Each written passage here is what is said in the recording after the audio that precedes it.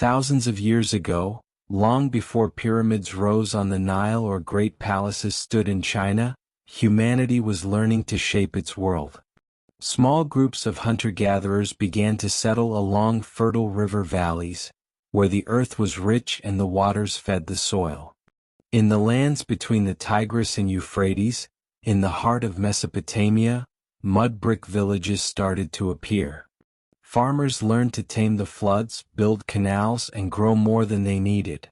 Trade followed, then temples, and slowly, something extraordinary began to take shape: civilization.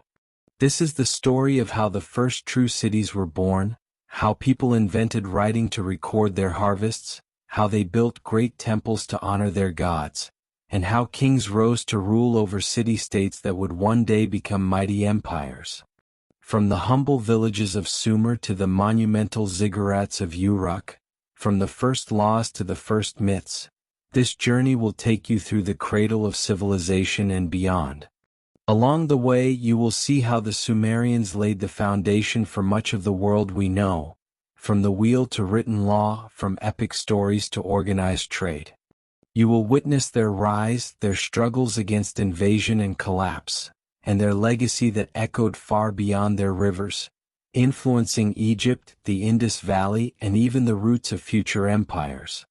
This is not just a history of one land, it is the dawn of all cities, the first chapter in the long human story. Subscribe now to explore the rise and fall of the world's first civilization, and many more forgotten empires, in our Sleep While Learning series. The story of civilization does not begin with towering walls or grand palaces. It begins in the quiet transformation of human life, a shift from wandering the wild to shaping the land. Around 700 BC, in the fertile regions that stretched between great rivers, humanity was entering a new chapter. 4 tens of thousands of years before this moment, people had survived as hunter-gatherers, moving with the seasons, following herds, collecting fruits, and depending on nature's unpredictable cycles. But in this age, the balance started to change. Humans began to tame the earth, and with that, the seeds of civilization were sown. The lands that would one day cradle the first cities were riverside plains, rich, muddy, and full of promise. Among the most important were the twin rivers of Mesopotamia, the Tigris and Euphrates. Their annual floods brought fertile silt, turning barren lands into gardens. To the east, the foothills of the Zagros Mountains provided hunting grounds and wild grains. To the west, the deserts opened toward the Mediterranean, where early communities exchanged obsidian, shells, and tools. Similar changes were stirring along the Nile in Egypt, in the Indus Valley, and even in distant China, but here in Mesopotamia, the earliest large-scale shift was unfolding. Life in these early settlements was simple but revolutionary. Small clusters of mud brick homes, often no more than 1 or 2 rooms, began to appear. People cultivated barley, wheat, and lentils. They domesticated sheep, goats, and cattle. The idea of storing food for the future was a dramatic departure from the old ways of survival. Pottery became a tool of transformation, allowing surplus grain to be kept safe from moisture and pests. The rhythm of life changed.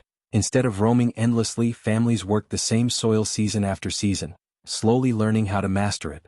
As villages grew, so too did the need for organization. Irrigation channels were dug by hand to carry water from rivers to fields. Dikes and embankments were built to control the unpredictable floods. This work required cooperation, neighbors planning, digging, and repairing together. Over time, a sense of community began to form, and with it, the early foundations of governance. Elders or leading families may have overseen these tasks, ensuring water was shared, disputes were settled, and festivals were celebrated in harmony with the cycles of planting and harvest. The spiritual life of these early settlers was closely tied to nature. The rivers, winds, and storms were seen as forces beyond human control, gifts or punishments from the unseen. Simple shrines made of reeds or clay began to appear in villages, where offerings of grain or animals might be placed to ask for fertile fields and gentle rains. It is in these humble acts of belief that the roots of Sumerian religion took hold, a religion that, in time, would give the world some of its earliest myths and gods. Trade was another thread weaving these early communities together. Obsidian for sharp tools came from the mountains of Anatolia. Seashells traveled inland from the Persian Gulf. Bitumen, a sticky tar, was used to waterproof boats and baskets. These exchanges were carried out not by great caravans yet, but by small groups moving along river paths, forming the first networks of contact between distant people. Every trade brought not just goods but stories, ideas and skills. By 6000 BC, villages were becoming more permanent. Sites like Catalhoyuk in Anatolia and Tel Halaf in northern Mesopotamia revealed dense clusters of homes built side by side, their roofs serving as streets. In southern Mesopotamia, the swamplands were slowly transformed by human hands. Marshes drained, canals extended, and reed huts replaced by sturdier mud brick walls. The people were still far from the splendor of the later cities of Ur and Uruk, but the pattern was set: settle, grow, store, trade, and protect. This period also saw the gradual rise of social roles. Not everyone farmed. Some specialized as potters, toolmakers, or herders. Others may have served as spiritual leaders, interpreting omens or leading rituals. Women played a central role in early farming, managing seeds and harvests, while men often handled herding or heavy construction. These roles were flexible but marked the first steps toward a more complex social structure. By 5000 BC, the villages along the lower Tigris and Euphrates were no longer isolated. They formed a patchwork of human life stretching across the floodplains, each linked by waterways that carried goods and people. Fishing became a key supplement to diet, and boats, simple reed or wooden craft, plied the slow-moving rivers. Clay tokens used for counting and trade hint at the earliest stages of record-keeping, a practice that would, in a few centuries, evolve into writing itself. Climate played its part in this transformation. Periods of stable rainfall encouraged growth, while sudden droughts could empty villages and scatter their people. Yet with every challenge, the skills of irrigation, storage, and cooperation improved. The people of this land were learning that survival was no longer a matter of chance. It was a craft, and a shared one. The dawn of humanity's settled life was not a single moment but a gradual awakening. Between 700 and 4500 BC, the foundation stones of civilization, agriculture, pottery, trade, simple governance and shared belief, were laid in mud and reed, tested by flood and drought, and strengthened by generations who dared to stay in one place. These were the ancestors of the Sumerians, though they did not yet call themselves that. They were simply people of the rivers, builders of the first villages, and keepers of a fragile dream, that the land could be made to serve them, and that life could be more than a chase through the wilderness. This world was still small, but its possibilities were vast. Soon, these humble villages would give rise to the first true cities, and with them, the story of civilization as we know it would begin. The world that began with scattered villages and simple farming was now ready for its first great transformation. Around 4000 BC, in the fertile lowlands of southern Mesopotamia, a place emerged that would become the cradle of urban life: Uruk. What began as a modest settlement on the banks of the Euphrates grew, over centuries, into the world's first true city, a hub of trade, religion, innovation, and power.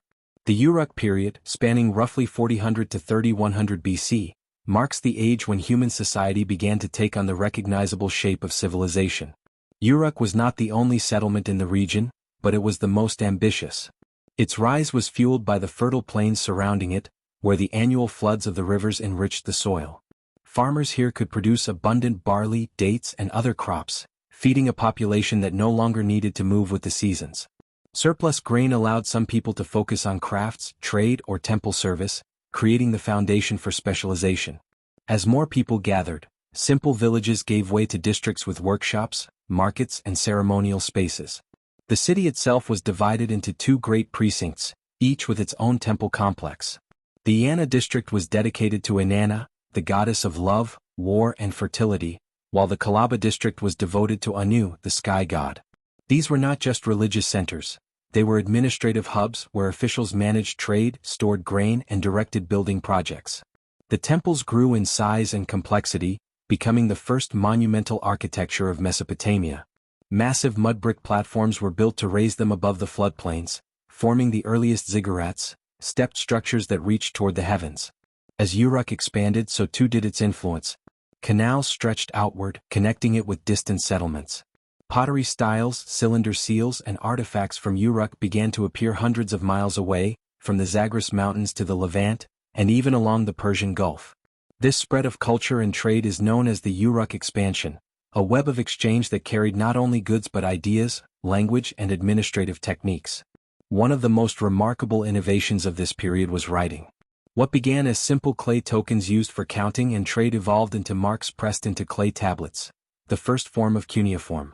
Initially, these marks recorded goods, jars of oil, sacks of grain, herds of livestock. Over time they became more sophisticated, recording names, transactions, and eventually myths and stories. The invention of writing in Uruk is one of humanity's most profound leaps, allowing memory to outlast the spoken word. The city's population may have reached 40,000 to 50,000 people, a staggering number for its time. Streets wound through dense neighborhoods of mud brick homes.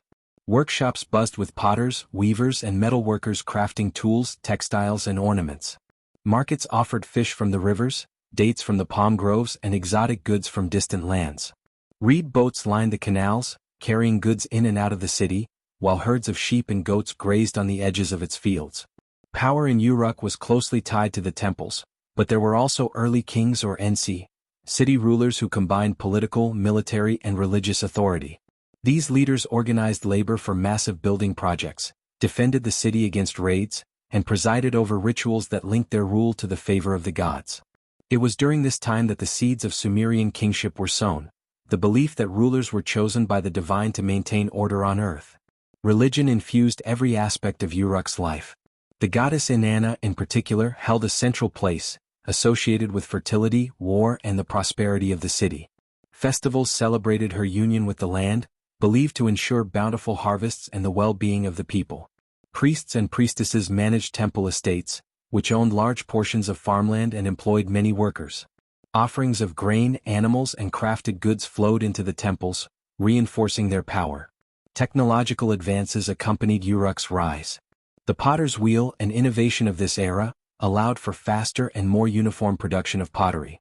Metalworking improved, with copper tools becoming more common. Plows with oxen made farming more efficient. Canals and levees turned swampland into productive fields, expanding the city's agricultural base. With these changes came greater social complexity.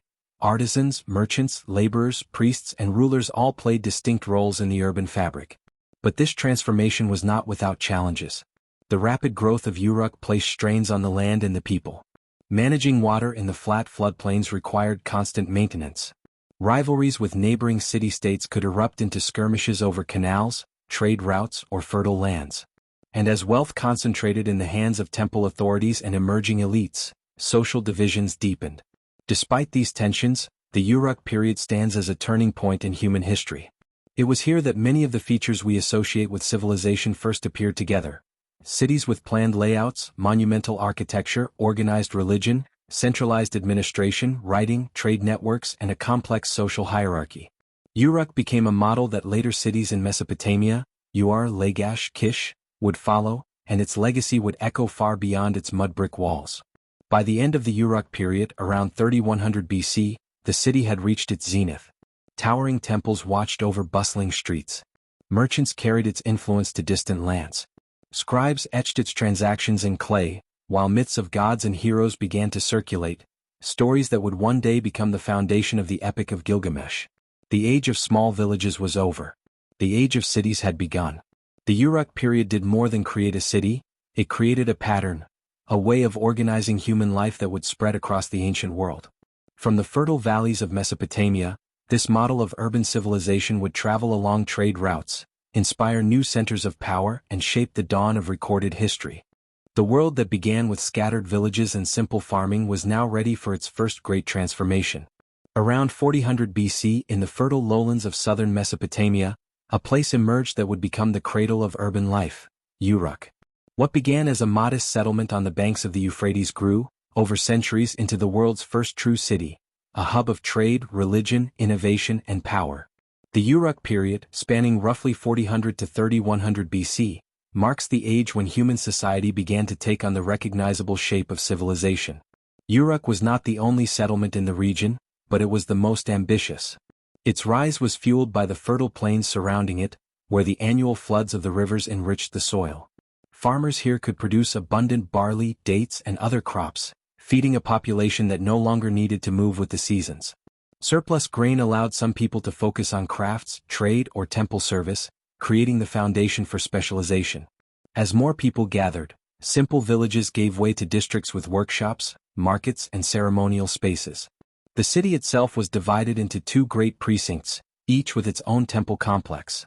The Inanna district was dedicated to Inanna, the goddess of love, war, and fertility, while the Kalaba district was devoted to Anu, the sky god. These were not just religious centers.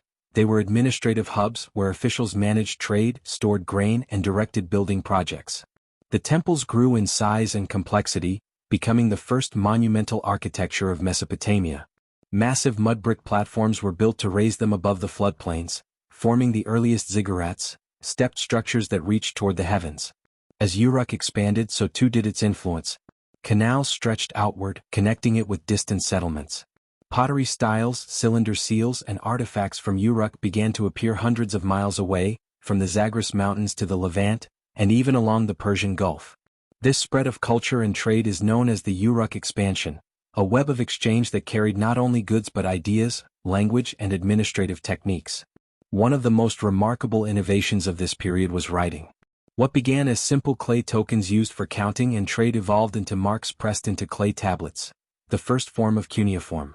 Initially, these marks recorded goods: jars of oil, sacks of grain, herds of livestock. Over time they became more sophisticated, recording names, transactions, and eventually myths and stories. The invention of writing in Uruk is one of humanity's most profound leaps, allowing memory to outlast the spoken word. The city's population may have reached 40,000 to 50,000 people, a staggering number for its time. Streets wound through dense neighborhoods of mud brick homes. Workshops buzzed with potters, weavers, and metalworkers crafting tools, textiles, and ornaments. Markets offered fish from the rivers, dates from the palm groves, and exotic goods from distant lands. Reed boats lined the canals, carrying goods in and out of the city, while herds of sheep and goats grazed on the edges of its fields. Power in Uruk was closely tied to the temples, but there were also early kings or ensi, city rulers who combined political, military, and religious authority. These leaders organized labor for massive building projects, defended the city against raids, and presided over rituals that linked their rule to the favor of the gods. It was during this time that the seeds of Sumerian kingship were sown, the belief that rulers were chosen by the divine to maintain order on earth. Religion infused every aspect of Uruk's life. The goddess Inanna, in particular, held a central place, associated with fertility, war, and the prosperity of the city. Festivals celebrated her union with the land, believed to ensure bountiful harvests and the well-being of the people.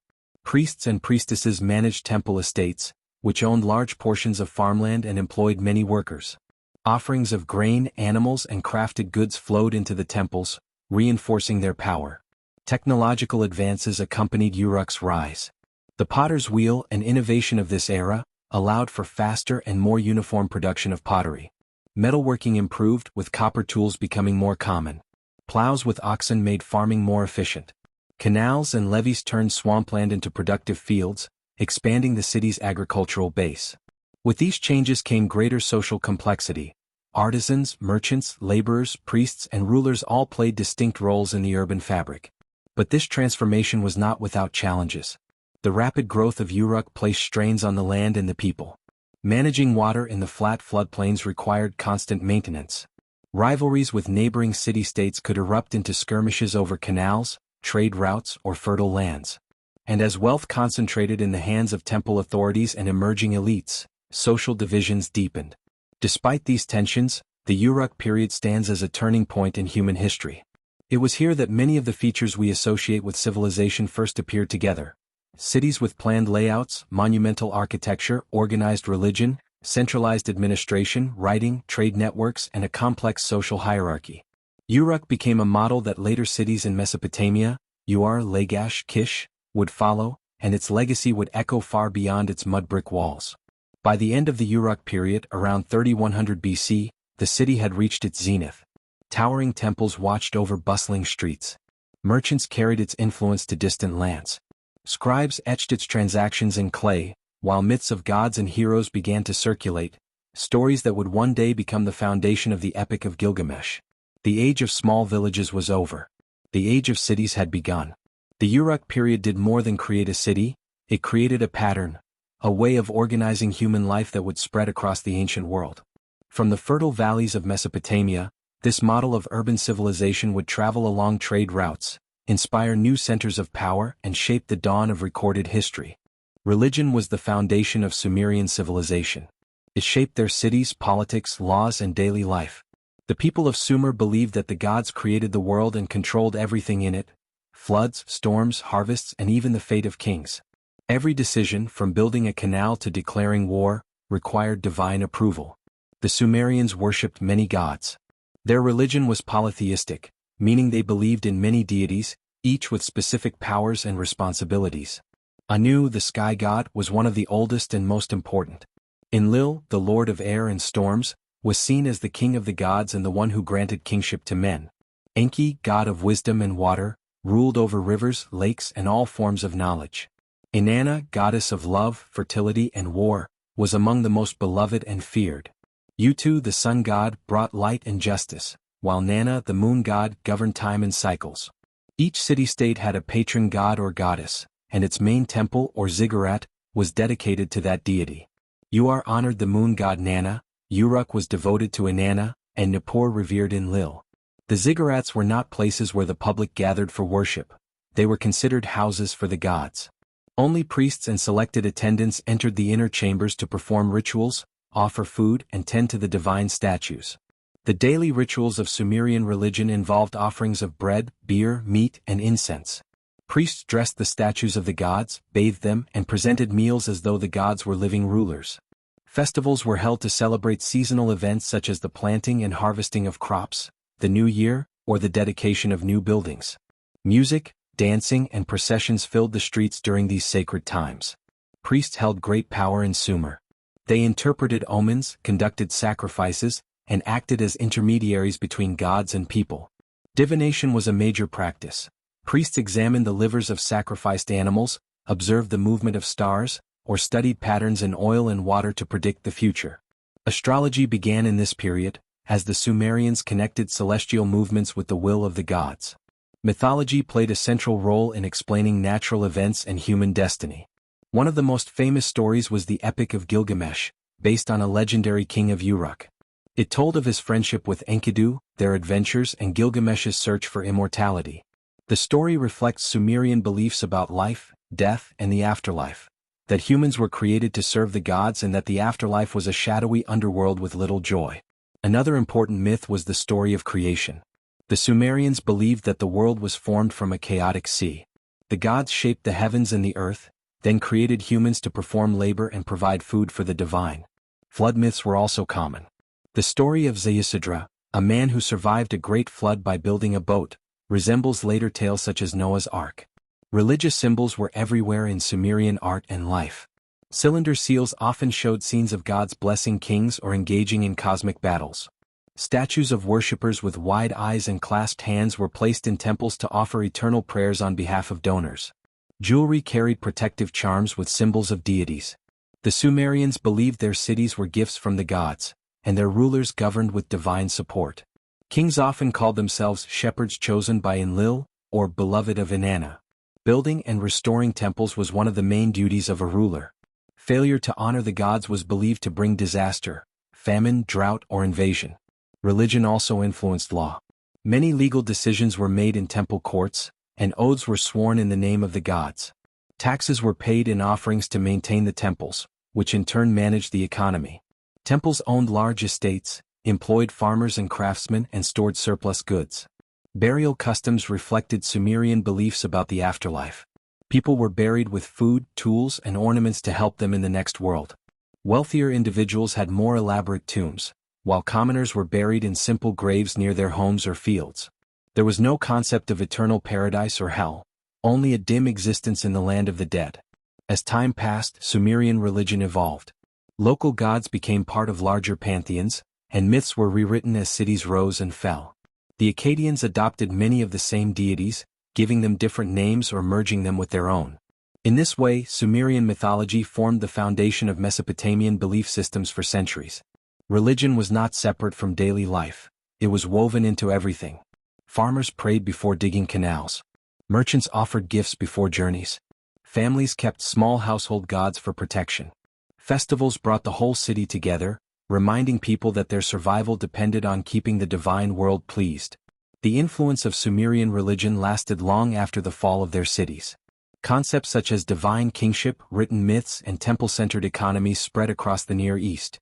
The ziggurat, rising like a mountain from the flat plains, became a symbol of the connection between heaven and earth. Even today, Echoes of these ancient beliefs can be seen in later myths, laws and traditions. The Sumerians may have vanished as a distinct people, but their gods, stories and rituals laid the groundwork for the civilizations that followed. Their myths gave meaning to their struggles, and their temples stood as monuments to a world where the divine and human were inseparable. The Akkadian Empire marked a turning point in Mesopotamian history. It was the first known empire in the world, bringing together many independent Sumerian city-states under one central rule. Before its rise, Sumer was a land of rival cities, Uruk, Lagash, Amma and Kish, each competing for dominance. The Akkadians, a Semitic-speaking people living in the north, gradually grew in influence, and under the leadership of Sargon of Akkad, they built an empire that changed the course of ancient history. Sargon, also known as Sargon the Great, began his life in humble origins. According to later legends, he was placed in a basket and set afloat in a river as an infant, a story that resembles later tales such as that of Moses. He rose from being a cupbearer to the king of Kish to becoming a powerful ruler himself. Around 2334 BC, Sargon launched a series of campaigns that brought the Sumerian city-states under his control. He established his capital at Akkad, a city whose exact location has not yet been discovered by archaeologists. The Akkadian Empire stretched from the Persian Gulf in the south to the Mediterranean in the west, and even reached parts of modern-day Iran and Anatolia. For the first time, a single authority controlled trade routes, farmland and key resources across a vast territory. Sargon placed his loyal governors in conquered cities, maintained a standing army, and introduced new systems of administration. This was the birth of imperial Mesopotamia. The Akkadians adopted much of Sumerian culture, religion, and administration but also left their own mark. They used the Sumerian writing system, cuneiform, but adapted it to their Semitic language. They honored Sumerian gods, especially Inanna, known as Ishtar in Akkadian, but added their own deities to the pantheon. Sargon and his successors portrayed themselves as chosen by the gods to rule the four corners of the world. Trade flourished under the Akkadian Empire. Goods from distant lands flowed into the empire, timber from the Levant, metals from Anatolia, and precious stones from the east. Agricultural production increased through the expansion of irrigation systems. The empire also established military outposts to protect trade routes and suppress rebellions. Sargon ruled for over 50 years, and his reign was marked by both prosperity and challenges. Rebellions frequently erupted in the conquered Sumerian cities, and Sargon spent much of his life campaigning to maintain control. After his death, his sons Rimish and Meneshtusha ruled, continuing his policies but facing constant unrest. The greatest ruler after Sargon was Naram-Sin, his grandson. Naram-Sin declared himself king of the four quarters, and even claimed divine status during his lifetime, something unprecedented in Mesopotamian tradition. He expanded the empire further, leading campaigns into the Zagros Mountains and beyond. His famous victory stele shows him wearing a horned helmet, a symbol of divinity as he tramples his enemies. Under Naram-Sin the empire reached its peak. However, the Akkadian Empire also faced severe challenges.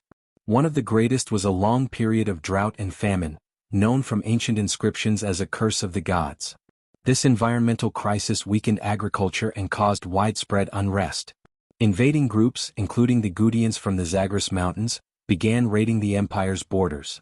Internal revolts and external invasions gradually eroded Akkadian power. By around 2190 BC, the Akkadian Empire collapsed. The Gudians overran much of Mesopotamia, and the once mighty city of Akkad disappeared from history. Yet the legacy of the Akkadians lived on. They set a model for future empires: centralized administration, standing armies, and the idea of ruling vast territories under one king. The Akkadian language continued to be used for centuries as the diplomatic and cultural language of Mesopotamia. The Akkadian period also left a rich record of art and literature.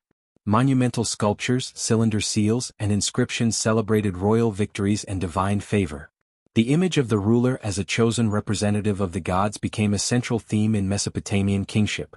Myths and epics from this period influenced later works, including parts of the Epic of Gilgamesh. For the common people, life under the Akkadian Empire was a mix of continuity and change. Farmers still worked their fields, scribes kept records, and temples carried out rituals as they had for centuries. But taxes were collected for a distant ruler, and soldiers marched under a single imperial banner. The fall of the Akkadian Empire did not mean the end of Mesopotamian civilization. Instead, it marked the beginning of a cycle of rise and fall that would continue for millennia. The cities of Sumer recovered under new rulers, and future empires, Babylonian, Assyrian, and beyond, would look back to Sargon and Naram-Sin as the first great empire builders. The story of the Akkadian Empire is one of ambition, conquest, innovation, and fragility. It shows how the first empire rose from a collection of city-states and how environmental pressures, invasions, and internal unrest can bring even the greatest powers to their knees. Its memory survived in legend, its rulers became heroes or villains in later traditions, and its impact shaped the history of Mesopotamia long after its fall. The fall of the Akkadian Empire stands as one of the earliest examples of how powerful civilizations can rise, expand, and then falter under the weight of internal decay and external pressures. By the late 23rd century BC, the once mighty Akkadian realm, forged by Sargon the Great and expanded by his successors, was beginning to fracture. This chapter delves into the period of instability that followed, the Gutian Interregnum, a time when a mysterious people from the Zagros Mountains descended into Mesopotamia, toppling the remnants of Akkadian control and leaving a scar on the cradle of civilization. The decline of the Akkadian Empire was not sudden. It began gradually, marked by a series of cascading problems. After the death of Naram-Sin, one of Akkad's greatest and most ambitious rulers, the empire entered a period of instability. Naram-Sin had elevated himself to divine status, wearing the horned crown of a god and waging campaigns to secure Akkadian dominance from the Persian Gulf to the Mediterranean.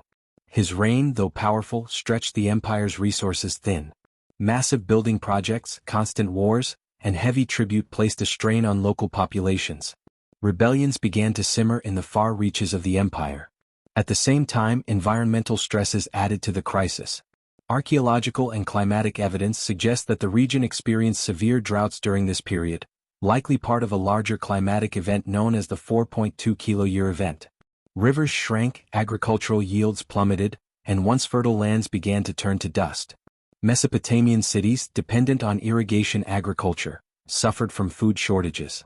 Trade routes were disrupted, and the central authority of Akkad found it increasingly difficult to maintain the flow of grain, taxes, and labor that kept its cities alive. Into this turmoil stepped the Gutians, a group of mountain people from the Zagros range whose exact origins remain debated. To the Akkadians and Sumerians, they were portrayed as wild, uncivilized, and destructive, yet historical sources often exaggerate the qualities of conquerors who bring down great empires. The Gutians were likely semi-nomadic herders, accustomed to the rugged highlands, skilled in raiding, and opportunistic in seizing the weaknesses of their lowland neighbors. The Akkadian chronicles, including the Sumerian king list, describe the Gutian invasion as a calamity. They swarmed into Mesopotamia, plundering cities and toppling rulers.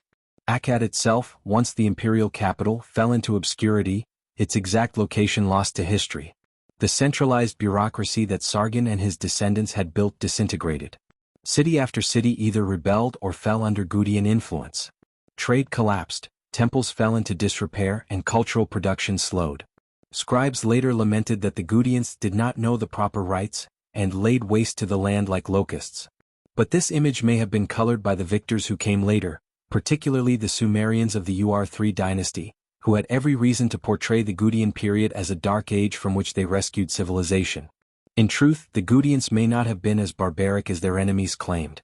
Some evidence suggests that they adopted certain administrative practices from the Akkadians and attempted to rule rather than simply destroy. Yet their power base was weak, and they lacked the organizational sophistication to maintain a vast Mesopotamian empire. Life for ordinary people during the Gutian interregnum was harsh.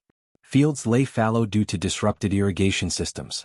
Trade in luxury goods such as lapis lazuli from Afghanistan or cedar wood from Lebanon became scarce. Temples, which had once been centers of both worship and economic redistribution, saw their influence wane.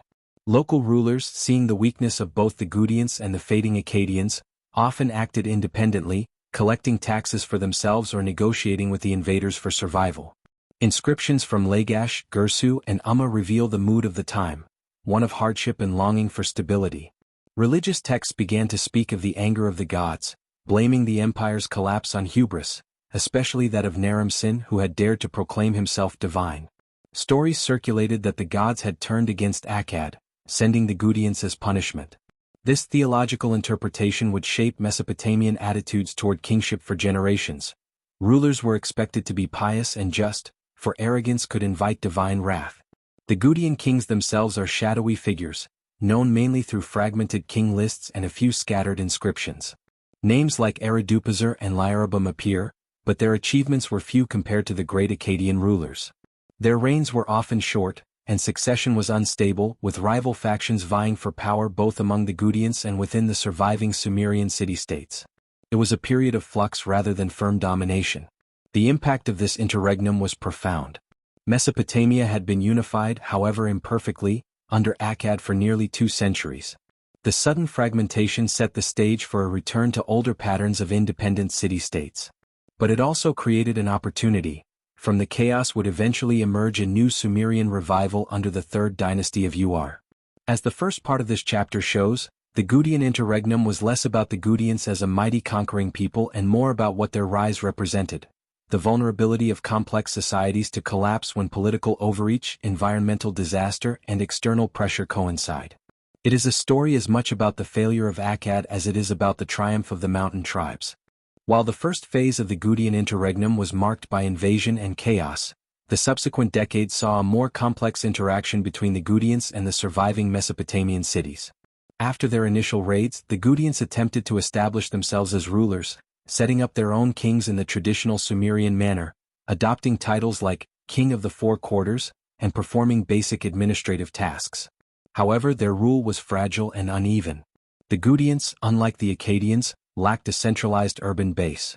Their strength lay in mobility and mountain strongholds rather than walled cities and monumental temples.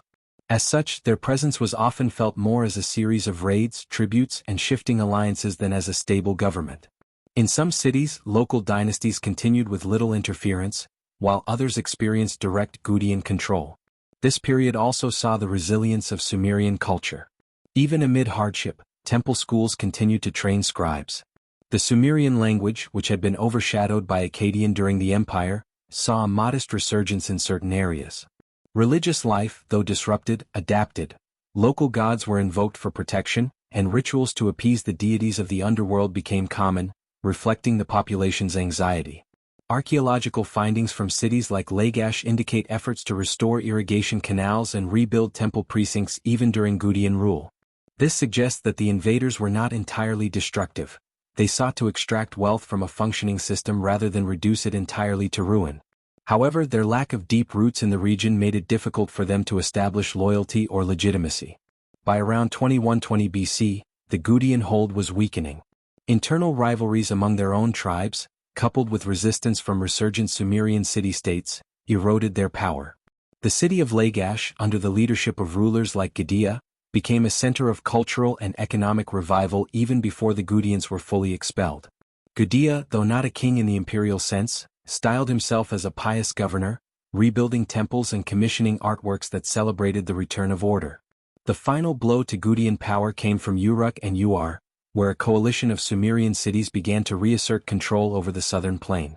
Utuhengal of Uruk is often credited with a decisive victory over the Gutians, which paved the way for the rise of Uar-Nammu and the establishment of the 3rd dynasty of Uar, a period sometimes called the Neo-Sumerian Renaissance. In the Sumerian king list, the Gutian period is described almost as a nightmare, a time when no king was famous and the kingship was taken to the mountains. This poetic description reflects both the trauma of the age and the pride in its eventual overcoming. For later generations, the Gutians became a symbol of disorder, a reminder that civilization could be undone not only by mighty armies but by a failure to maintain the delicate balance between nature, economy, and divine favor. Economically, the aftermath of the Gutian interregnum was one of rebuilding. Canals had to be cleared, fields rezoned, and trade networks reopened. The cities of Sumer re-emerged with a new caution. Their rulers were less likely to proclaim themselves divine, and more likely to emphasize their role as stewards of the god's will. This ideological shift, born of crisis, would shape the Neo-Sumerian approach to governance. Culturally, the period left traces of its hardship in literature and myth. Laments and hymns spoke of empty granaries and ruined temples. The famous Curse of Akkad, a literary work composed in later centuries, reflects on this era with a blend of history and moral lesson. It tells of how Naram-Sin's arrogance led to the gods sending the Gutians as punishment, and how only through repentance could the land be restored. From a broader historical perspective, the Gutian interregnum illustrates the resilience of Mesopotamian civilization. Though the empire fell and foreign rulers came, the cities endured. Writing continued, agriculture recovered, and trade routes reopened. The Sumerians, far from being erased, would experience one final flowering of culture in the centuries to come. The Gutians themselves faded into the background of history. After their expulsion, they retreated to their mountain homelands, mentioned occasionally in later texts but never again rising to such prominence. They are remembered less as founders of dynasties and more as a force of disruption, a reminder that even in the earliest times the balance of power was fragile. Thus, the Gutian interregnum serves as both an ending and a beginning, the end of Akkadian hegemony and the beginning of the last great Sumerian Renaissance. It is a chapter marked by suffering but also by survival, by the tenacity of cities that would not disappear even when empires did.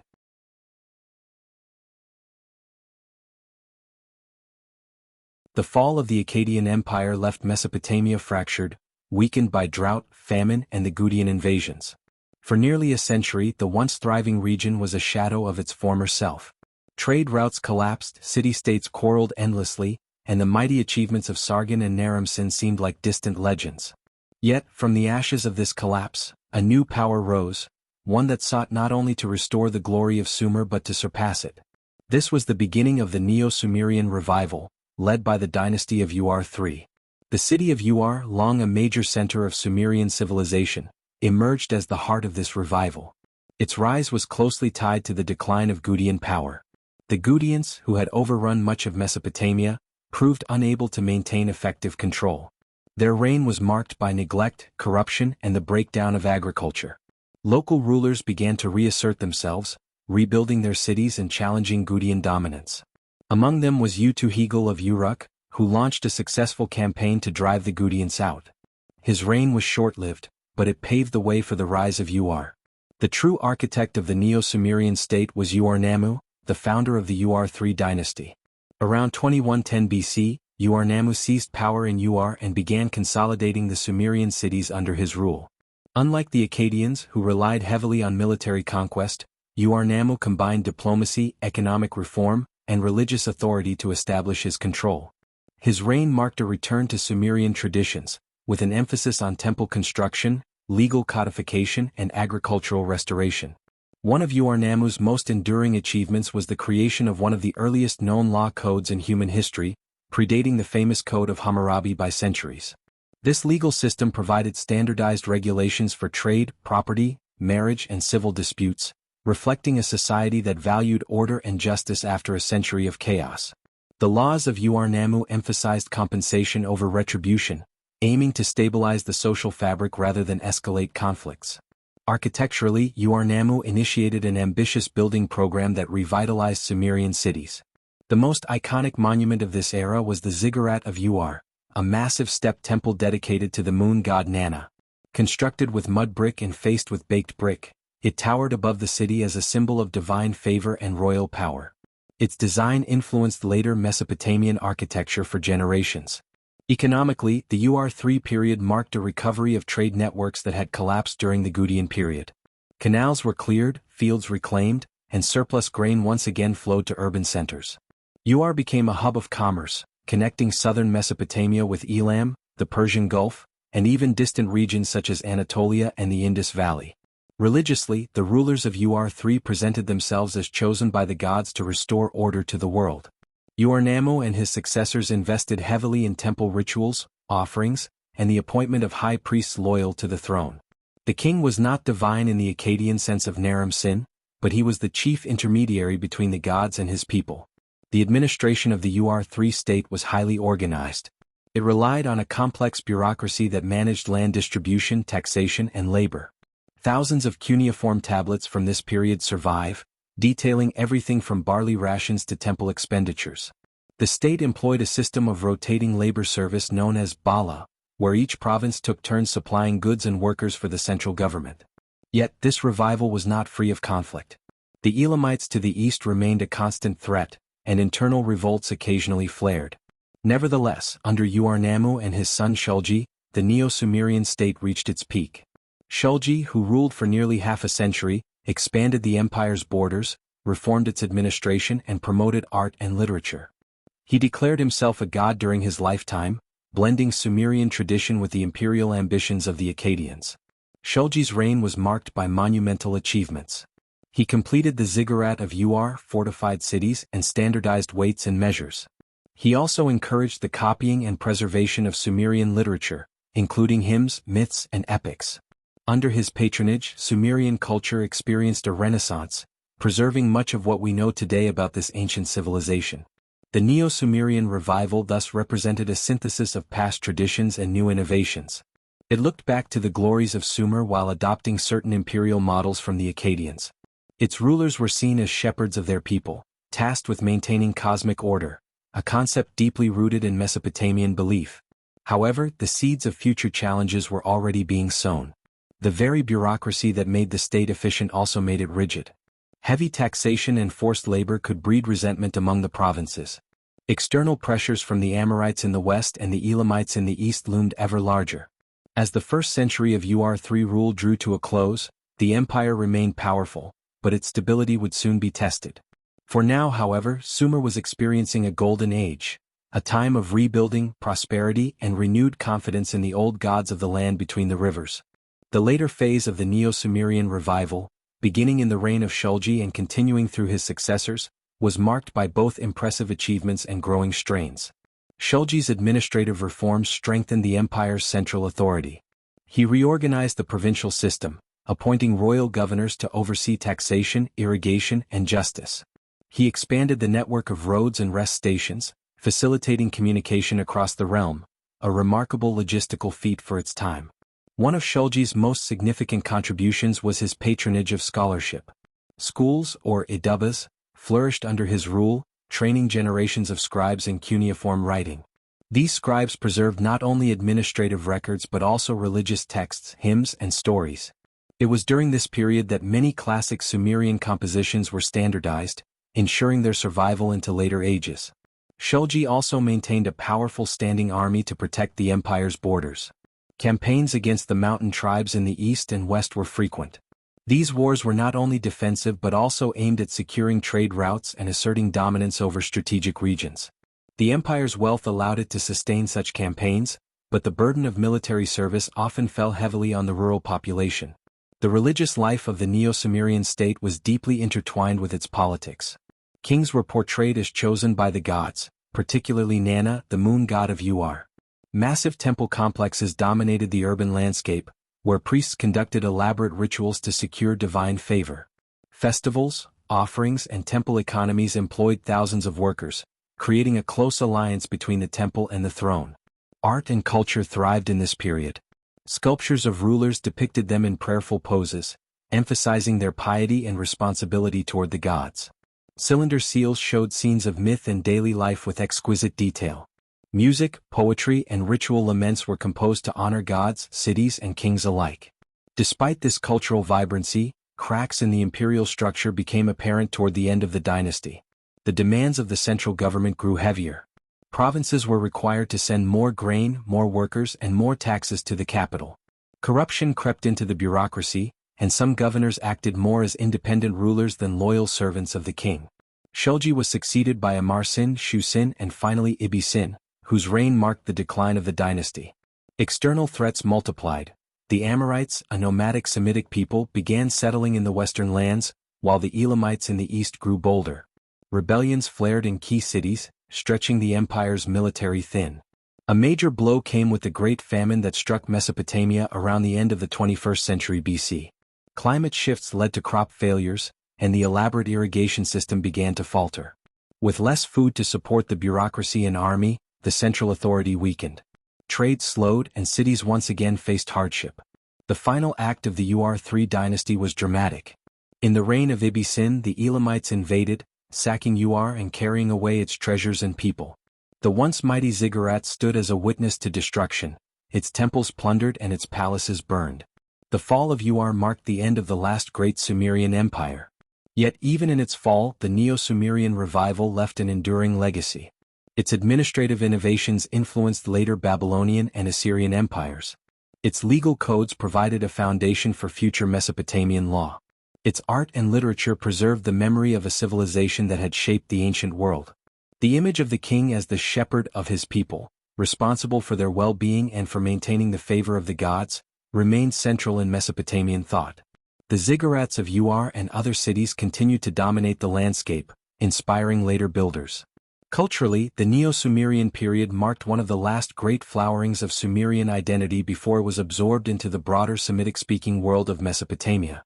Sumerian as a spoken language gradually disappeared, but it remained a language of scholarship and religion for centuries to come.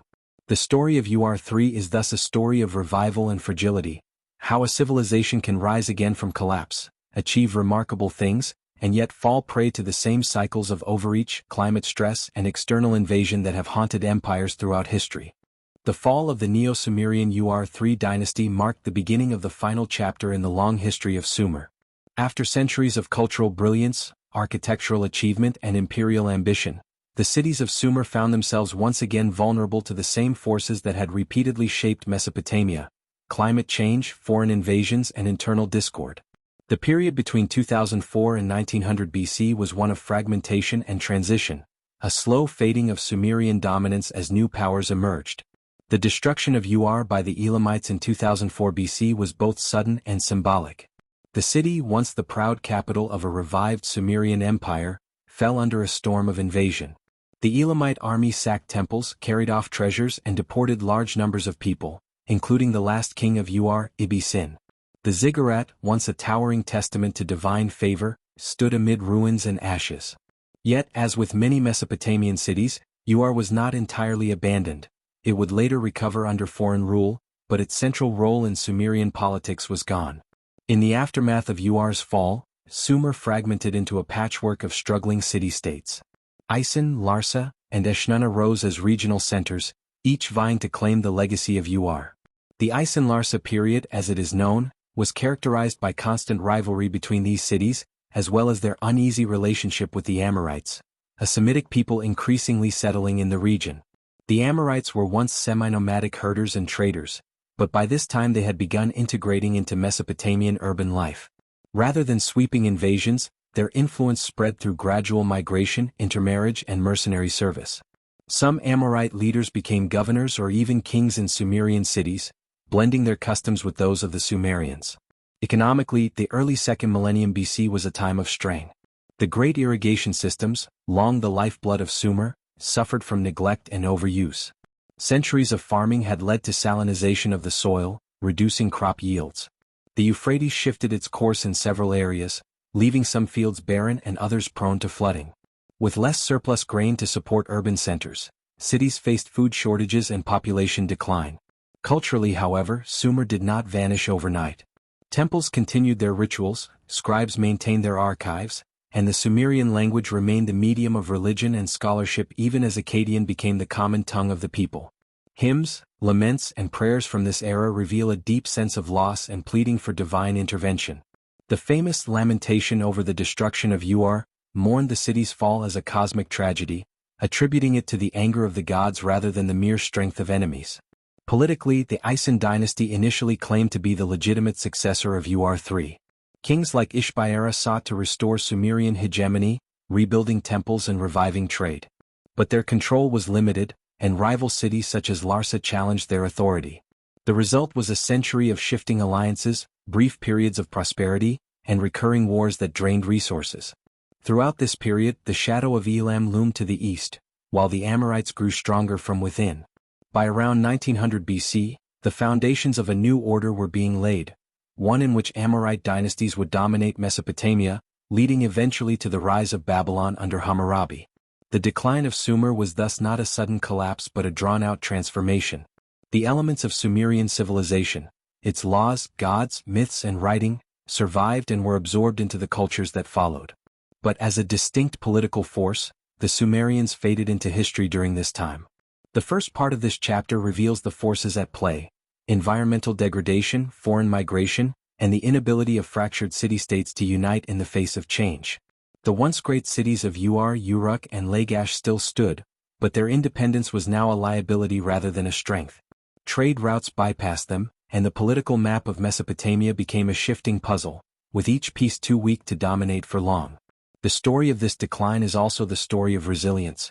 Despite invasions and famines, Sumerian religion remained central. Temples still received offerings and festivals were celebrated, though with less splendor than before. Scribes copied ancient texts to preserve traditions, and poets composed laments that became some of the earliest examples of literature reflecting loss and nostalgia. The later phase of Sumer's decline, from roughly 1950 to 1900 BC, saw the final erosion of its political autonomy. As Amorite chieftains rose in prominence, the old Sumerian elite either adapted to the new reality or disappeared from power. Cities such as Larsa, under rulers like Gungunum, began to assert dominance over their rivals, often in competition with Isin. The rivalry between Isin and Larsa defined this transitional period. Isin, at first the stronger, controlled key trade routes and sought to maintain Sumerian traditions, including the use of Sumerian as the language of administration. Larsa, however, leveraged its connections with Amorite groups and its control of fertile lands to challenge Isin's supremacy. By the mid-19th century BC, Larsa had gained the upper hand, paving the way for the eventual rise of Babylon. Meanwhile, Elamite influence never entirely receded. Elamite raids and political interventions continued to destabilize the region. Some cities sought alliances with Elam against their Sumerian rivals, while others resisted foreign interference. The result was a political landscape where loyalty was fragile, and power could shift rapidly. Agricultural difficulties persisted. Salinization forced farmers to abandon long-cultivated fields. The once thriving urban centers saw declining populations, as many people migrated to less affected areas or adopted semi-nomadic lifestyles. Urban decline meant fewer laborers for large construction projects, and many temples and canals fell into disrepair. Religious life, however, retained its vitality. The great ziggurats of Uar and Uruk still dominated the skyline, even in partial ruin, and the gods were invoked for stability. Priests and temple administrators often acted as mediators between rival kings, reminding them of their sacred duties to protect the people and honor the divine order. Culturally, this era produced some of the most poignant literature of the ancient Near East. Laments for fallen cities, prayers for restoration, and hymns to the gods expressed both despair and hope. The belief that the gods could restore prosperity if properly appeased kept rituals alive, even as political power shifted. By the end of the 19th century BC, the stage was set for a new phase in Mesopotamian history. The Sumerian city-states were no longer independent powers but rather components of a larger, Amorite-dominated world. The city of Babylon, still relatively minor, would soon rise to prominence under Hammurabi, blending Sumerian traditions with new political realities. The final fall of Sumer was thus not the end of its culture but its transformation. The Sumerian language, though no longer spoken by the common people, continued as a sacred and scholarly language for centuries, much like Latin in medieval Europe. Its myths such as the Epic of Gilgamesh, its gods like Enlil and Inanna, and its innovations in writing, law, and administration became the foundation for Mesopotamian civilization. Archaeologically, this period leaves traces of both continuity and decline. Temples were rebuilt on older foundations, even as parts of cities fell into ruin. Pottery styles evolved, but inscriptions continued to honor Sumerian kings alongside Amorite rulers. The line between old and new blurred, creating a tapestry of cultural fusion. In hindsight, the decline of Sumer was less a dramatic fall than a slow absorption. Its identity as a distinct political entity faded, but its legacy endured, shaping the empires that followed, Babylonian, Assyrian, and beyond. Every brick laid in those later empires rested, in some sense, upon Sumer's foundations. Thus ended the story of the first civilization in human history. From the marshes of the south to the plains of the Euphrates, Sumer had pioneered urban life, law, writing, and monumental architecture. Its fall was the close of a chapter but not the end of the book. The story of Sumer did not end with the fall of its cities or the silence of its ziggurats. Even as the Elamites, Amorites, and later empires carved their dominions upon the fertile lands between the Tigris and Euphrates, the deep roots of Sumerian civilization endured. What had begun as scattered farming communities and temple-centered cities became a foundation upon which future generations built their worlds. The legacy of Sumer was not merely the mud brick ruins or the shattered statues left behind, it was in the written words, the divine myths, the systems of governance, and the innovations that rippled across centuries. One of the most profound contributions of Sumer was writing, cuneiform. Born from the need to record trade, offerings, and decrees, cuneiform grew from simple pictographs into a complex script capable of preserving epics, laws, prayers, and history. When the last Sumerian kings fell, their writing did not vanish. Akkadians, Babylonians, and Assyrians continued to write in cuneiform for over 2,000 years, adapting it to their own languages. Through it, the voices of Sumerian scribes spoke across ages. Myths like the Epic of Gilgamesh survived because of this written tradition, echoing themes of kingship, mortality, and the search for meaning. Religion too bore the imprint of Sumer. The pantheon of Sumerian gods, and Enlil, Enki, Inanna, was adopted and reinterpreted by later Mesopotamian civilizations. Their temples became prototypes for ziggurats across the region. Rituals, festivals, and the concept of divine kingship rooted in Sumer set a precedent that the Akkadians, Babylonians, and Assyrians carried forward. The idea that rulers were chosen by the gods or even divine themselves was a direct inheritance from Sumerian belief. Sumer also pioneered urbanization. The city as an organized, sacred, and administrative center was largely their creation.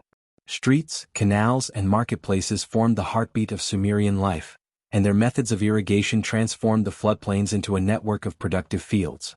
Later cities like Babylon, Nineveh, and even faraway capitals of empires owed their planning to this early model.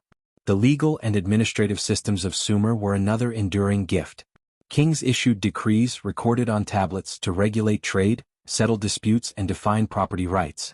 The concept of codified law reached its height in Hammurabi's Babylon, but its origins lay in Sumerian precedents, where city assemblies and royal edicts first sought to bring order to complex societies. Sumerian art, though often humble in material, carved stone, fired clay, simple pigments, set aesthetic standards that endured. Cylinder seals with intricate designs spread as tools of administration and identity. Relief carvings of kings in audience or priests offering sacrifices became templates for royal propaganda in later ages. Their music, played on lyres and harps, resonated in temples long after the language of Sumer ceased to be spoken. Even their failures carried lessons. The salinization of farmlands, the overdependence on irrigation, and the vulnerability of open plains to invasions became warnings and guides for subsequent rulers. The shifting of power from Sumer to Akkad to Babylon, and then beyond, followed patterns first set in these ancient days. By the 2nd millennium BC, the Sumerian language was no longer spoken on the streets. It had become a scholarly tongue taught in scribal schools, revered as a language of sacred texts and tradition, much like Latin in medieval Europe. The world had moved on, but its scholars, priests, and kings still looked back to the Sumerian past for legitimacy and wisdom. While the tangible cities of Sumer faded, their memory and influence were curated, reshaped, and revived repeatedly by the civilizations that followed. The Akkadians had once claimed to be their heirs, integrating Sumerian deities into their own pantheon. The Babylonians went further, placing Sumerian hymns into their temple rituals. Even the Assyrians, fierce and militaristic, preserved the ancient literature, copying Sumerian texts onto fresh clay and archiving them in royal libraries. One of the clearest examples of Sumer's enduring legacy was the persistence of its educational system. Sumerian scribal schools, or idubas, became models for centuries. Students would copy ancient proverbs, hymns, and mathematical tables, learning not only how to write but also the cultural values embedded in the old texts. Through this process, the language and worldview of Sumer lived on in the minds of scholars long after the political entities had crumbled. Their technological and scientific contributions also traveled far beyond their original borders. Sumerian mathematics, based on a sexagesimal base 60 system, laid the groundwork for the way we measure time: 60 seconds in a minute, 60 minutes in an hour, and for astronomical calculations. Their division of the heavens, their star charts, and their lunar calendar became integral to Mesopotamian timekeeping and influenced later cultures from the Hittites to the Persians. Trade networks once established by Sumerians continued to thrive, connecting the Persian Gulf to the Indus Valley, Anatolia, and the Levant. The goods they once prized, lapis lazuli, copper, timber, remained the lifeblood of Mesopotamian commerce. Their canals and riverine routes set a template for logistics that endured for millennia. Culturally, the myths of Sumer provided a deep reservoir from which later civilizations drew meaning. The story of a great flood, preserved in Sumerian and later in Akkadian and Babylonian texts, found echoes in Hebrew scripture and beyond. The heroic journeys of Gilgamesh inspired later narratives of kings and demigods. Even the concept of the underworld, of divine judgment, and of fated destiny, stemmed from the Sumerian worldview. The modern rediscovery of Sumer in the 19th and 20th centuries added a new layer to its legacy. Archaeologists at sites like Uruk, and Lagash unearthed temples, tablets, and treasures that revealed a civilization older and more complex than once imagined. Their work rewrote the early chapters of human history, showing that the roots of urban life, law, and writing reached deeper than the classical world had known. Today the legacy of Sumer is both visible and invisible. Visible in the ruins that stand beneath the sands of Iraq, in museum halls where their art and artifacts are displayed, in the words of their myths translated into dozens of languages. Invisible in the very structure of modern time, in the idea of cities as centers of power and culture, in the written word as a foundation of civilization. The fall of Sumer was not an end, but a transformation. Its culture was absorbed, its gods renamed, its cities repopulate. Yet, in every clay tablet, in every restored ziggurat, and in every scholar's reading of their texts, Sumer lives on as the cradle of many firsts. Writing, law, organized religion, urban society, these are the pillars upon which the ancient and modern worlds stand, and their earliest architect was Sumer. As history marches forward, the name of Sumer may not be as commonly spoken as that of Egypt, Greece, or Rome, but its shadow is long, its influence profound. From the first furrows of their plows to the first lines etched in clay, Sumer laid the groundwork of civilization itself. Life in ancient Sumer was a complex blend of survival, tradition, innovation, and social order. As one of the world's first great urban civilizations, Sumer's daily rhythm was set by the rise and fall of the Tigris and Euphrates, the heartbeat of trade and the rituals of its many gods. To understand how the Sumerians lived, one must look beyond their monumental ziggurats and royal inscriptions to the streets, workshops, markets, and homes that formed the backbone of their cities. At dawn, the city awoke with the sound of merchants preparing their stalls and farmers bringing in produce from the fields. Most Sumerians were involved in agriculture, either directly or indirectly. Barley was the staple crop, along with wheat, flax, dates, and vegetables. Fields were irrigated using an intricate network of canals that drew water from the rivers, requiring constant maintenance to prevent flooding or drought. Oxen pulled wooden plows tipped with copper or bronze, and laborers worked in teams to ensure the fertile soil yielded enough to feed the population. Fishing in rivers and the Persian Gulf provided an important supplement to the diet, as did the herding of sheep and goats for wool, milk, and meat. Houses in Sumer were typically made of sun-dried mud bricks. In wealthier districts, two-story homes with courtyards stood alongside narrow streets, while poorer citizens lived in simpler, single-room dwellings. The interiors were sparsely furnished with reed mats, low tables, and storage jars. Family life was central, and households often included extended relatives. Women managed domestic affairs including brewing beer, a staple beverage, and weaving textiles.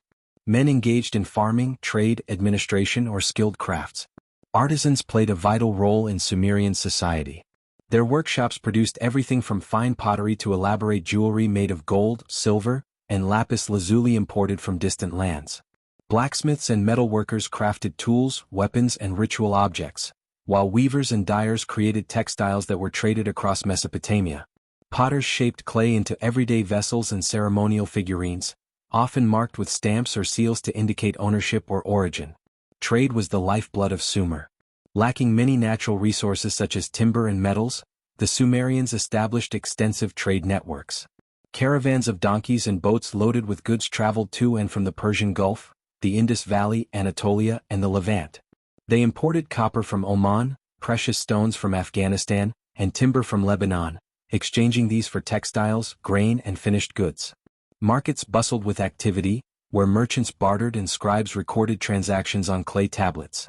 Religion permeated daily life. Each city had its patron deity, and temples were economic as well as spiritual centers. Priests oversaw temple lands, managed offerings, and performed rituals to ensure the favor of the gods. Ordinary citizens participated in festivals, processions, and sacrifices, believing that the prosperity of their crops, families, and city depended on divine approval. Music accompanied many of these ceremonies. Lyres, drums, and flutes filled the air as worshippers sang hymns in Sumerian. Education in Sumer was reserved primarily for the elite, especially the sons of nobles, priests, and wealthy merchants. They attended scribal schools, known as idubas, where they learned to read and write cuneiform, master mathematics, and memorize religious texts. These scribes became essential to administration, recording everything from trade agreements to legal decrees. The legal structure of Sumer sought to maintain order in this bustling society. City assemblies and rulers issued decrees, while judges presided over disputes ranging from property boundaries to theft. Punishments varied: fines, forced labor, or, in severe cases, harsher penalties. The principle of compensation was common. A thief might repay several times the value of what was stolen. Festivals and communal gatherings brought color to the routine of life. The Akita festival, celebrating the new year, involved processions, offerings and theatrical performances reenacting the myths of gods and kings. Weddings were arranged through contracts, and funerals involved rituals to guide the deceased to the underworld. As cities grew, so did the gap between rich and poor. Nobles and priests enjoyed lavish homes and access to luxury goods, while laborers and farmers toiled under the hot Mesopotamian sun. Slavery existed, often as a result of debt or war, but slaves could sometimes earn their freedom. Despite these inequalities, there was a sense of shared identity rooted in city and tradition. The people of Sumer saw themselves as participants in a divine order, where kings ruled by the mandate of the gods and every citizen played a role in sustaining the prosperity of the city-state. This was a world of contrasts: mud brick huts and towering ziggurats, humble farmers and ambitious kings, barter in busy markets and prayers whispered in silent shrines. Through this daily rhythm, Sumer became not just a place of survival but of culture, trade, and enduring innovation. As Sumer matured into one of the earliest cradles of civilization, its culture became increasingly sophisticated, influencing regions far beyond its river valleys. Daily life, though often repetitive, was layered with customs, responsibilities, and aspirations that reflected a people striving to balance earthly needs with divine expectations. The city was the heart of this life. Urban planning in Sumer was pragmatic but carried symbolic meaning.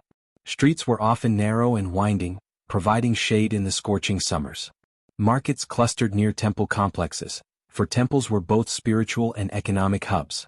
Warehouses stored grain collected as taxes, while courtyards served as meeting places where citizens gathered to hear proclamations or resolve disputes. Craftsmen and merchants occupied a middle layer in society that bridged the elite and the laborers. Their prosperity depended on the flow of trade. Cylinder seals became a hallmark of commerce. Carved from precious stones, they were used to stamp goods, sign contracts, and mark ownership. These seals often depicted scenes of gods, animals, or mythological beings, blending art with administration. Music, dance, and storytelling enriched the cultural life of Sumer. Professional musicians entertained in courts and temples, using harps, lyres, and reed flutes. Epic tales, such as those of Gilgamesh, were recited to audiences gathered in marketplaces or royal halls, reinforcing values of heroism, friendship, and mortality. Dance accompanied harvest festivals and temple rites, creating a bridge between the mundane and the sacred. Food in Sumer was modest but varied. Barley bread, date syrup, lentil stews, and beer formed the staples. Meat was less common except during feasts or sacrifices. Beer, brewed thick and consumed through straws, was considered a divine gift and was safer than river water for daily drinking. Clothing reflected status. Commoners wore simple woolen or flaxen garments, while the wealthy adorned themselves with embroidered robes, jewelry, and scented oils. Both men and women used cosmetics. Kohl lined the eyes and fragrant resins were applied to skin and hair. Religion remained the axis around which life revolved. Each city revered its patron deity: Inanna in Uruk, Enlil in Nippur, Nanna in Uar. Temples employed vast numbers of workers, from priests to herdsmen tending temple flocks. Offerings of food, drink, and incense were made daily, and omens were sought in the stars, animal entrails, or patterns of oil on water. The belief in an afterlife was somber. The dead were thought to journey to a shadowy underworld, so families placed offerings in graves to sustain their spirits. Law and order were not static but adapted to the changing needs of urban life. Contracts recorded marriages, loans, and sales. Interest on silver or grain was common, and debt slavery was a reality for those unable to repay. Yet, there were also provisions for debt release during certain rains or festivals, reflecting a balance between economic control and social stability. Women in Sumer held a more visible role than in many later societies. While men dominated politics and priesthood, women could own property, run businesses, and serve as priestesses. Some were scribes or poets, and goddesses like Inanna and Ninhursag reflected the reverence for feminine power within the pantheon. The Sumerians were also pioneers of science. They charted the heavens, recorded eclipses, and divided the year into 12 lunar months. Their base 60 numbering system allowed them to calculate areas, measure time, and design irrigation projects with remarkable precision. These innovations were not limited to scholars. Farmers used standardized measures, builders relied on geometric principles, and sailors timed their journeys by the stars. As centuries passed, the daily life of Sumer evolved under foreign influences, Akkadian, Gutian, and Amorite, but its core traditions persisted. Trade routes expanded, crafts became more specialized, and cities continued to rise and fall. The resilience of Sumerian culture lay in its adaptability, the ability to absorb change without losing its identity. When we imagine ancient Sumer, we often think of kings, wars, and monumental architecture. Yet the true strength of this civilization lay in the ordinary lives of its people: the farmers in their fields, the merchants tallying goods by lamplight, the musicians playing for the gods, the mothers baking bread for their families. Their routines, struggles, and celebrations formed the fabric of a world that would shape human history for millennia. Even as the language of Sumer faded and its cities crumbled, the imprint of this daily life endured. The idea of organized trade, codified law, specialized labor, and urban culture became hallmarks of the Mesopotamian world and, by extension, the civilizations that followed. To study their lives is to glimpse the foundations of our own. Sumer, the land between the Tigris and Euphrates rivers, is not only known as one of the first cradles of civilization but also as a birthplace of human innovation. From mathematics to astronomy, from timekeeping to the invention of the wheel, the Sumerians developed tools and systems that would shape the very foundation of our modern world. These were not isolated discoveries but interconnected achievements born out of necessity: managing floods, planning agriculture, organizing trade, and observing the heavens. Around 3500 to 3000 BC, the Sumerians were already experimenting with techniques that required advanced observation, systematic recording, and a methodical approach to problem solving. Their city-states, Uruk, Lagash, Eridu, became not only centers of trade and politics but also laboratories of innovation. Sumerian priests, scribes, and artisans contributed to a network of knowledge that transcended generations. Mathematics, counting the world. Sumerian mathematics is one of the most remarkable contributions of the ancient world.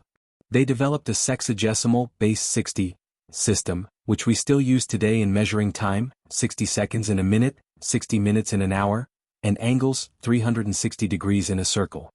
This system allowed them to perform complex calculations long before the development of modern arithmetic. Their early counting tools included clay tokens and marked tablets. Farmers used them to measure grain, shepherds to count livestock, and merchants to calculate trade quantities. By around 3000 BC, they had invented a place value system, using different symbols to represent numbers, and they could perform addition, subtraction, multiplication, and division. The Sumerians also introduced the concept of fractions. They divided their measurements into units and subunits, which was essential for dividing land, rations, and trade goods. The legacy of their mathematics lived on in Babylonian, Greek, and ultimately our modern scientific measurements. Astronomy, reading the sky. In the flat plains of Mesopotamia, the night sky was a canvas. Sumerian priests and scholars turned their eyes upward to track the movement of stars, planets, and the moon. Astronomy in Sumer was deeply intertwined with religion and agriculture.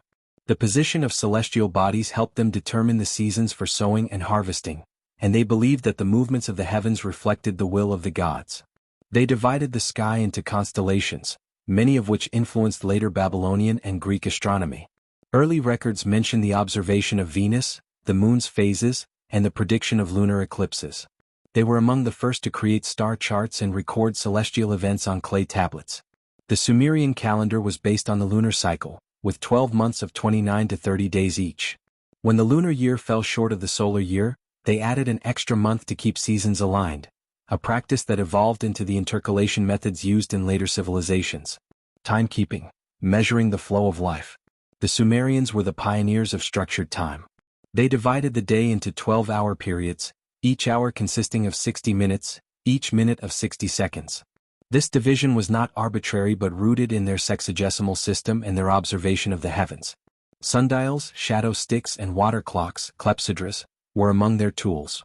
Priests in temples used these devices to coordinate rituals, while farmers relied on them to manage irrigation schedules. Markets opened and closed by set times, and religious festivals were planned according to the calendar. The very way we understand time today, hours, minutes, seconds, can trace its ancestry back to the Sumerians. Writing, the gift of cuneiform. No Sumerian invention has had a greater impact than writing. Around 3200 BC, they developed cuneiform, wedge-shaped impressions made on clay tablets using a reed stylus. At first, writing served as a system of accounting, listing grain rations, trade records, and temple offerings. But over centuries, it evolved into a powerful medium of communication, administration, law, and literature. Through cuneiform, the Sumerians recorded everything from royal decrees to the world's first epic stories, such as the Epic of Gilgamesh. They wrote on thousands of clay tablets, many of which survive today, revealing details about their science, economy, politics, and myths.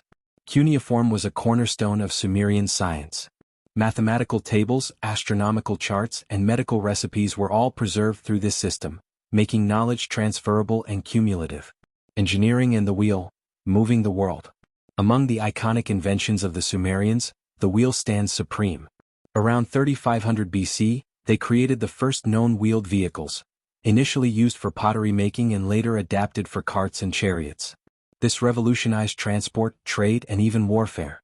Their engineering skills were not limited to wheels. They designed irrigation canals, dikes, and levees to tame the unpredictable rivers. They built monumental ziggurats, which required precise planning, mathematics, and manpower coordination. These structures were not only religious centers but also feats of architectural ingenuity. As Sumerian city-states grew wealthier, the demand for skilled scribes, mathematicians, and astronomers increased. Temples acted as early centers of learning and later, idubas, tablet houses, became the world's first schools. Here young boys and rarely girls learned writing, arithmetic, and the interpretation of omens. Knowledge was considered sacred and often tied to the priesthood, but its practical uses in trade, construction, and agriculture made it widely valued. These schools ensured that innovations were recorded, refined, and passed on. Medicine, healing with knowledge. The Sumerians practiced an early form of medicine that combined spiritual rituals with practical remedies. Clay tablets describe treatments for wounds, fevers, and infections using natural substances like honey, beer, herbs, and oils. Priests performed incantations to drive away evil spirits, while healers applied poultices and bandages. They understood basic anatomy from their experience in animal sacrifice and surgery, and they recorded their medical knowledge systematically. Some prescriptions even listed specific quantities, showing the use of measurements in healthcare. Metallurgy and tools. Sumerians were among the first to master metallurgy. By 3000 BC, they worked with copper, bronze, copper-tin alloy, and even experimented with lead and gold. They made weapons, tools, and decorative objects with remarkable precision. Bronze tools enhanced agricultural productivity, while copper ornaments and jewelry became important trade commodities. Their ability to manipulate metals marked a significant step toward technological advancement. Boats and trade networks. In addition to wheels, the Sumerians were pioneers in water transport. They built reed boats and wooden ships to navigate the Tigris and Euphrates and to trade with distant lands such as the Indus Valley, Anatolia, and the Persian Gulf. Trade was the lifeblood of Sumerian cities, and their innovations in navigation and transport allowed them to import timber, precious stones, and metals while exporting textiles, grains, and crafts. Legacy of Sumerian science. The influence of Sumerian innovations did not end with the decline of their city-states. The Babylonians inherited and expanded upon their mathematical and astronomical knowledge. Egyptian, Greek, and later Islamic scholars carried fragments of Sumerian science into new eras. Their sexagesimal system survived in our clocks and compasses. Their concept of written records evolved into modern documentation. Even their irrigation strategies influenced agriculture in the Fertile Crescent for millennia. Final reflection. The Sumerians did not merely survive in a harsh landscape. They thrived by observing, recording, and innovating. Their inventions were born of necessity but shaped by creativity and intellectual curiosity. They turned clay, stone, and starlight into tools that could measure time, map the heavens, and tell stories across generations. From wheels to writing, from counting to calendars, the legacy of Sumerian science is woven into our daily lives even today. The story of the rediscovery of Sumer begins in the deserts and river valleys of southern Mesopotamia during the early 19th century. At that time, European explorers, scholars, and adventurers were becoming increasingly fascinated with the mysterious mounds that dotted the lands between the Tigris and Euphrates rivers. These strange, sprawling hills of mud and brick, known locally as tells, were recognized by locals as ancient ruins, but their true origins were still unknown. The region was mentioned in biblical texts as the land of Shinar, and travelers carried with them vague stories of kings, floods, and cities lost to time. However, the word Sumer was not yet part of human knowledge. The The first major step in revealing this lost civilization came with the rise of systematic archaeology in the Middle East. In the early 1800s, European powers such as Britain and France were competing for influence in the Ottoman-controlled regions of Iraq. They sent diplomats, traders, and researchers who began to investigate ancient remains. The French consul Paul-Émile Botta started excavations at Khorsabad in 1842, where he uncovered the palaces of Assyrian kings. This sparked a wave of exploration that gradually expanded southward, where older and deeper ruins lay buried beneath centuries of silt and sand. The key breakthrough came with the work of Sir Austen Henry Layard, an English archaeologist who excavated at Nimrud in Nineveh in the mid-19th century. While Layard's focus was largely on the Assyrian Empire, his discoveries of thousands of cuneiform tablets opened the door to understanding Mesopotamia's deeper history. Among those tablets were clues that hinted at an even older culture, one that predated the Akkadians and Babylonians. Scholars began to notice references to a people called the Sumerians, and to cities like Uruk, Lagash, and Eridu that seemed to belong to an earlier age. The second half of the 19th century saw the first true excavations of Sumerian sites. One of the most significant was conducted at the city of Uruk by John George Taylor in the 1850s. His work was rough and often destructive by modern standards, but it revealed artifacts, bricks stamped with royal inscriptions, and the first clear evidence of Sumer's existence. However, the real transformation came in the early 20th century with the leadership of Sir Leonard Woolley. Between 1922 and 1934, Woolley led systematic excavations at Uruk, uncovering the royal cemetery, ziggurats, temples, and thousands of beautifully preserved artifacts, including the famous Standard of Uruk and the gold treasures of Queen Pwabi's tomb. These discoveries reshaped the world's understanding of ancient history. What had once been considered mere biblical myth was now recognized as the remains of a complex, urban civilization that existed over 4,000 years ago. The rediscovery of Sumer proved that the roots of writing, law, astronomy, trade, and monumental architecture were far older than previously believed. It also revealed that Sumerian civilization was the true cradle of urban life, predating Egypt's pyramids and Greece's classical cities. As excavations progressed, the challenge of deciphering the Sumerian language became a priority. Cuneiform had already been partly decoded by Henry Rawlinson through his study of the Behistun inscription in the 1840s, which compared Old Persian, Elamite, and Babylonian scripts. However, Sumerian was a different matter. It was not related to any known language. Over decades, scholars like Jules Oppert and Samuel Noah Kramer gradually cracked its structure by comparing bilingual tablets written in both Akkadian and Sumerian. By the mid-20th century, the ability to read Sumerian texts unlocked an extraordinary trove of knowledge. Laws, hymns, myths, trade records, and personal letters that had been silent for millennia. The rediscovery of Sumer was not just an academic triumph, it also reflected the power politics of the era. Many of the artifacts excavated from Mesopotamia were shipped to European museums, including the British Museum, the Louvre, and the Berlin Pergamon Museum. While these collections made Sumer known to the world, they also sparked debates about cultural heritage and ownership, debates that continue to this day. The first part of this rediscovery, therefore, was a story of exploration, competition, and the gradual unveiling of a forgotten civilization. The barren plains of southern Iraq, once dismissed as empty wastelands, were revealed to hold the keys to the world's earliest city-states. With each artifact unearthed and each tablet read, the name Sumer returned to the map of human memory after nearly 2,000 years of oblivion. As the dust of excavations settled and the clay tablets were carefully catalogued, the rediscovery of Sumer began to influence not only archaeology but also modern culture, scholarship, and identity. The second phase of Sumer's return was about interpretation, how the world would understand and integrate this ancient civilization into its broader story. By the mid-20th century, Sumer had become a central chapter in the narrative of human progress. Scholars like Samuel Noah Kramer published influential books, such as History Begins at Sumer, 1956, which presented the civilization's achievements to a wide audience.